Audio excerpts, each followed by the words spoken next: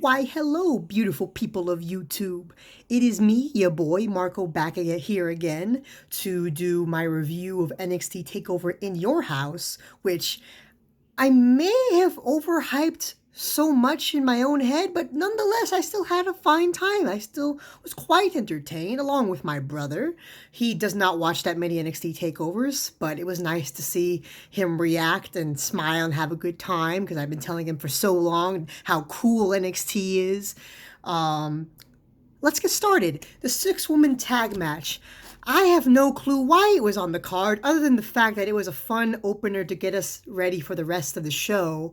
Um, I was rooting for the heel tandem to win because Dakota Kai and Candice LeRae have been two of my favorite women's wrestlers for a very long time. So I was pretty biased and pretty disappointed when they lost. When I saw Dakota Kai accidentally attack Raquel Gonzalez, I was like, oh no, is her push over? Why is she attacking Raquel already? And I saw her getting mad. I saw Raquel correct her and go, watch where you're hitting. I got a little nervous. I was like, oh no, she's gonna ragdoll Dakota Kai and turn on her. No! Team kick, no! Because even though she's heel, I still really want to see Dakota Kai win the NXT Women's Championship someday. I really hope to see that. I love her. Candice LeRae is also very fun in the ring to watch. And at first, I didn't really like her heel turn, but now it's really growing on me, just like with Johnny's heel turn. But no, either way, the babyface team won. I was pretty disappointed, but Tegan Nox is cool. I like her Lady Kane gimmick. I love how she's like the biggest Kane fan ever. It's like seeing her reminds me of how great Kane used to be. And I'm like, man, Kane deserves more love. We all deserve to love Kane the way that she loves Kane. Or at least Kane deserves the same amount of love from everybody. Not just Tegan Nox, the choke slam and the flames on her boots sometimes. Tegan Nox is cool. Shotzi Blackheart, I like her entrance. I still haven't seen that much for her to say I'm a fan. I'm not really rooting for her, but I'm looking forward to seeing more of her, I guess. I need to see more of her. Her entrance is fun with the little tank and all that. Mia Yim, I used to really like Mia Yim, but I just, her match with Shayna Baszler really underwhelmed. So right after that, I didn't really care much for Mia Yim. But yeah, it was a fun match. Wrong team won, in my opinion. The momentum should go to Dakota Kai and Candice LeRae. They're the ones we need to be pushing, but oh well, it's not my show. Damian Priest versus Finn Balor.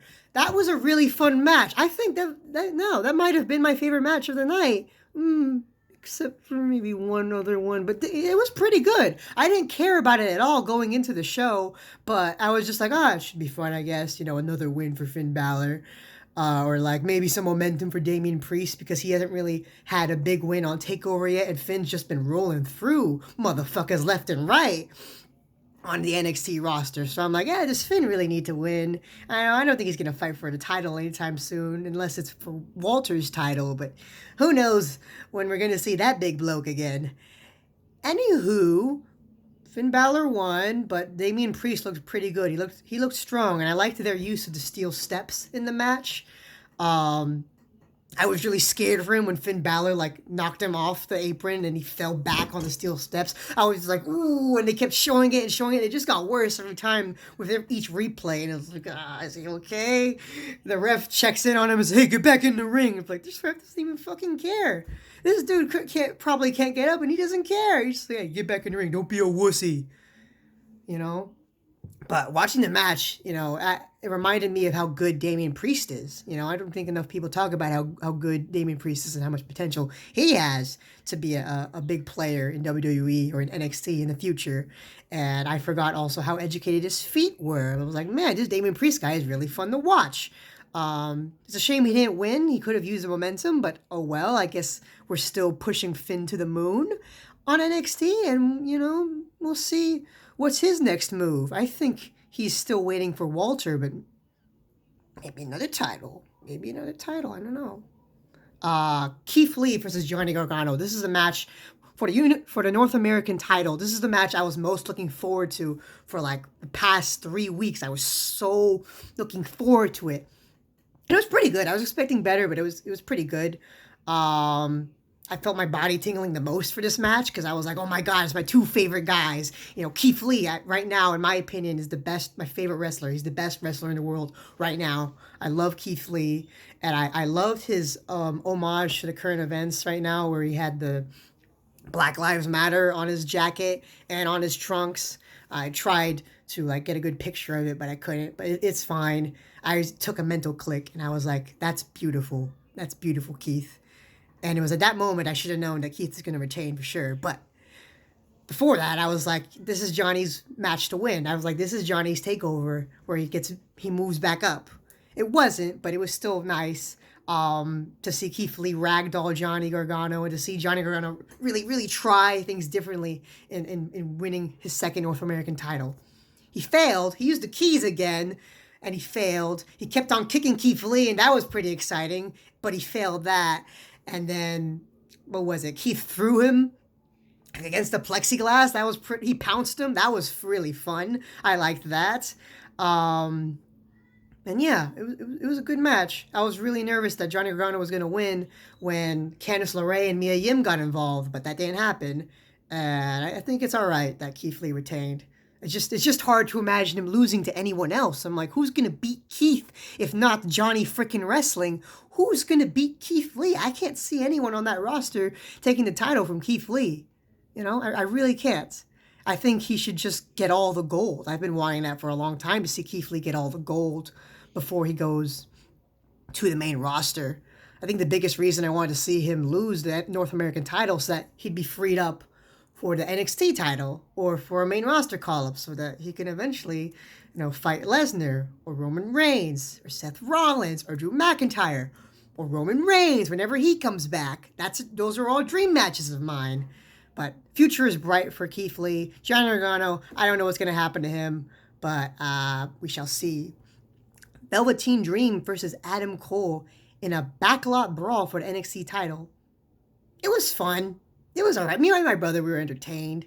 I think the biggest highlight for me was just the Dexter Lumis cameo. I love Dexter Lumis. How he popped up under the ring. He took a steel chair from the Undisputed Era, and he popped out. He attacked both of them, put him in the trunk, took him away. And I was like, is anyone going to stop him?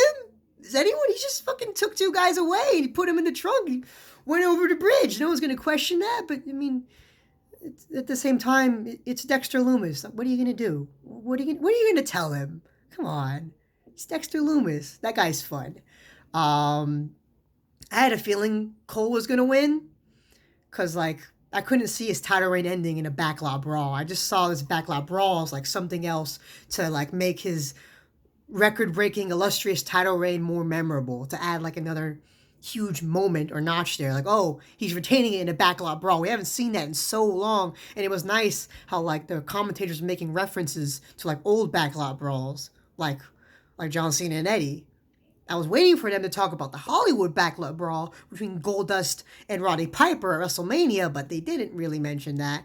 It's fine. The match was fun. Cole falling off the ladder onto the car windshield and having cuts on his arms. That was a cool visual. Another cool visual was all the chairs in the middle of the ring, and Cole doing the Panama City Sunrise onto Velveteen Dream, onto the chairs. That was a nice way to end the match. It's hard to say where Adam Cole goes from here. Maybe he fights Keith Lee or fights Finn Balor. Maybe, I can't, maybe Dexter Lumis. Dexter Lumis would be a fun rivalry. I think there's still a lot more they can do with Dexter Lumis versus the Undisputed Era, and I think he's in line probably for an NXT title reign. As for Velveteen Dream, I don't see much for him else on the main roster. On NXT. I think he should move up to the main roster and see what he can do there and really try to make his mark. I think he's spent enough time in NXT. But if he was going to fight anyone else, I guess maybe Finn Balor. That'd be a fun rivalry. Or Damian Priest, he just lost. Or even Karrion Kross. You know what? Velveteen Dream still has some matches left, but he can't fight for the main prize anymore. So how much longer can he be on NXT? How much time does he have left? Just so, he's just going to fight a bunch of guys, but not really move up, and maybe fight for the North American title again, or fight for the tag titles. I think the best move for him is to go to the main roster soon. And yeah, I think it's about time. Velveteen Dream has been on my radar for quite a while. So, it's only a matter of time before he starts heading to the big leagues, facing the bigger WWE mainstay stars. Tommaso Ciampa versus Karrion Kross. That was actually a really fun match too. It was quick, but not too quick, and it was really fast paced, which is nice because a lot of the matches were like methodical-ish. Like they had some fast moments, but there was more waiting compared to the Tommaso Ciampa and Karrion Kross match. I love Tommaso's retaliation with the knees. So many knees to Karrion Kross's head, he couldn't stand being just some footnote in this guy's career, in this guy's early career. He couldn't stand that, I could tell. And then it ended with the straitjacket just like that. And, he put over Karrion Kross well. So bravo, Ciampa. I'm not sure where Ciampa goes from here in NXT. I know he doesn't really want to go to the main roster. He wants to be the face of NXT. But he's going to need to regain some momentum soon if he's going to continue being the face or continue to mean something on that roster. I'm a huge fan of Tommaso Ciampa, so I hope that he doesn't fall under the radar anytime soon. I hope he just can recover soon, quickly. Karrion Kross, I'm very much looking forward to the rest of his NXT/WWE career. It's hard to say who will be his next victim. Could be Finn Balor, could be Velveteen Dream. I don't know. Maybe he goes for the Undisputed Era and NXT title. I mean, is he just going to keep on choking people out for the rest of the year? It's tough to say. Cool entrance, one of my favorite entrances in NXT. He's pretty good in the ring. Love those Saito Destroyer suplexes. I think that's what they're called. I got to learn these names better. I really got to do that, if I'm ever going to commentate. I would love to commentate a wrestling match. That'd be cool. Just front row right there. And then they destroy my table. And I'm like, my Starbucks! Fucking dicks. Anywho, main event time. Charlotte Flair, Rhea Ripley, Io Shirai, triple threat for the NXT Women's title. It was the first time in 5 years that the women have main evented a TakeOver. And it was pretty nice. This was another match that I didn't really care for too much up until the very last minute. Then I saw the prime target on YouTube and I was like, all right, I care. It was just so hard to care with Charlotte Flair being on top again of NXT, and it was you don't need to be on top of NXT. I don't know what you're doing there, but I guess it makes sense when she talks about her logic. I want to see who will step up. I want to face the best up and coming stars. I don't want to wait for them to move up. So that was nice of her, I guess. Made sense, I guess. And I expected her to go on a long title reign because my brother, among other wrestling fans that I've talked to, have complained about Charlotte Flair winning too many titles. I mean, she has. She's a 12-time champion, already within her first 6 years. And it still feels like she's got a lot left in the tank. And I'm like, girl, how many are you trying to win? I love Charlotte. She's one of my favorite wrestlers, but as a booker, as someone, if I was booking this, is I think she's almost too dominant. No, she is too dominant. She's 12 titles. Come on. I think Sasha only has 4 or 5. 4. Yeah. The other horsewomen still need to catch up. What the hell is this? They're very far from catching up with her. They've been here as long as her. My God. And I was expecting her to have a long title reign. I felt like that's why she's on NXT, to have a very long title reign.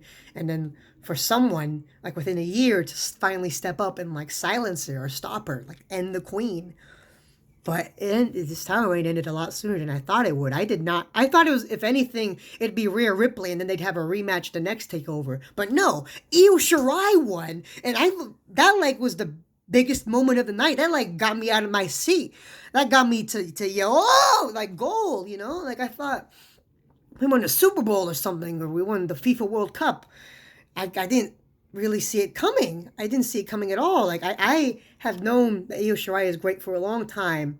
And last year she was one of my favorites, but she like flew under the radar for me a little bit. It's not her fault. It's more my fault. I I just thought she was gonna be a third wheel, and that this was like, oh, this is Io Shirai's send off before she moves to the main roster. It wasn't. She finally won the NXT Women's title, and you know what? Good for her. Really good for her. You know, it was a pretty good match. I liked the ending, and it was really funny to watch Charlotte squirm and lose the title right in front of her. She's like stuck in the figure eight, and she can't get out. She can't break it up. Felt a little bad for Rhea Ripley. You know, this was supposed to be her year, but now it looks like it's going to be Io Shirai's year. And that fucking moonsault at the end just hit her knees, hit Rhea Ripley right in the face, and it's like, ooh, there goes that contact, because she had a really creepy looking contact on one eye, and I was like, what is that? Is she supposed to be like a demon or something? What's going on with the one eye? It was bothering me the whole time. I love Rhea Ripley, but it was bothering me the whole time. I was like, why just the one eye? What are you trying to do? Anyways, I don't know what this means exactly, or where Rhea Ripley, Io Shirai, and NXT Women's Championship go from here, but I do have some ideas for Charlotte. I think she should fuck off of NXT for a little while. I don't think she should stay there. I feel like WWE is probably prepping her to have another feud with Asuka. To reestablish Asuka. I hope that Charlotte doesn't win her 13th world title from Asuka this year. I hope Asuka gets her win back and retains against Charlotte.